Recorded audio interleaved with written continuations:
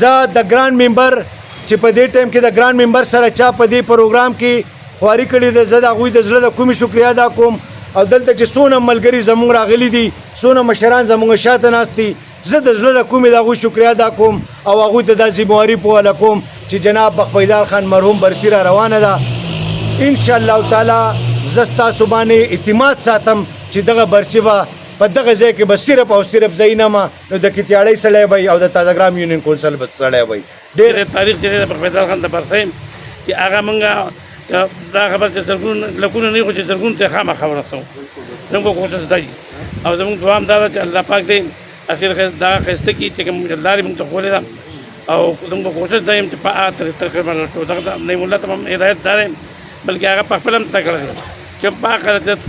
هغه چېرته بای پاس پنډ کې تر 9 بجې هلکه کوم دی په کوټېګرام کې دا طریقه د پلار هم وه او د نعیم الله هم ده. بخپیدار مرحوم الله بخلی اول سیاسی ورکرو او هغه د خپل سیاسی ورکر په حیثیت چې دی نو خپل کوشش کړی دی،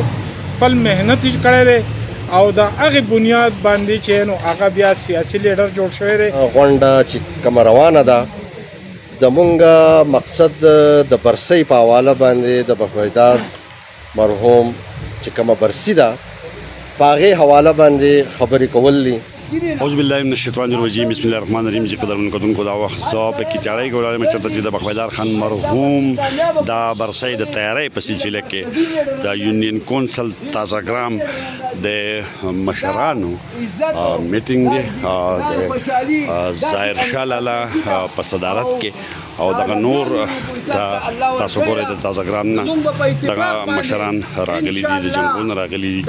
او ورسره چې کوم دی نعیم الله خان چې کوم دی موجود دی، احمد سیف الله خان چې کوم دی هم موجود دی، اسلام خان او دغه نور مشران دي. د ګران په ځای کې چې کوم دی دا پروګرام تابع شوی دی دا او دا هغه مشران دي چې په دې پروګرام کې چې کوم دی نو شرکت کوي. مختیار خان دی او دغه نور مشران دي. دغه مشران چې کوم دی تاسو وتل دغه په ګڼ تعداد باندې دلته دې پروګرام ته راغلي دي او دې ته به تقریرونه کوي. دلته کې نننۍ غونډه چې ده دا هم د دې دپاره ده چې په دغه پروګرام دپاره تاسو خپل رای او خپلې مشورې شاملې کوي او هم دغه شانتې د هغې دپاره بیا د کمپین ضرورتي چې مونږ د یونین کونسل په سطح خو میټینګ وکړو خو هم دا کسان لاړ شي او د هر ویلیج کونسل په سطح باندې خپله تیاري وکړي او په هغې کې شامل شي. زه د راغلو میلمنو او د مشرانو د صدر صاحبو او د لنډۍ شاه کویت انګې صبرشاه نور پوشه کلو تازهګرام څونه میلمانه راغلي دي، ملګري راغلي دي، زه د هغو ډېره زیاته شکریه ادا کوم چې په دې سخته ګرمۍ کې او په دې لنډ تنګ وخت کې دلته کې تاسو راغلی یو دو خبرو له او د هغې باره کې تاسو کېناستئ. زه ستاسو له ټولو ډېره زیاته شکریه ادا کوم. الله من الشیطان الرجیم بسم الله الرحمن الرحیم. دلته چې څوک راغلي دي زمونږ چې څونه مشران مړه دي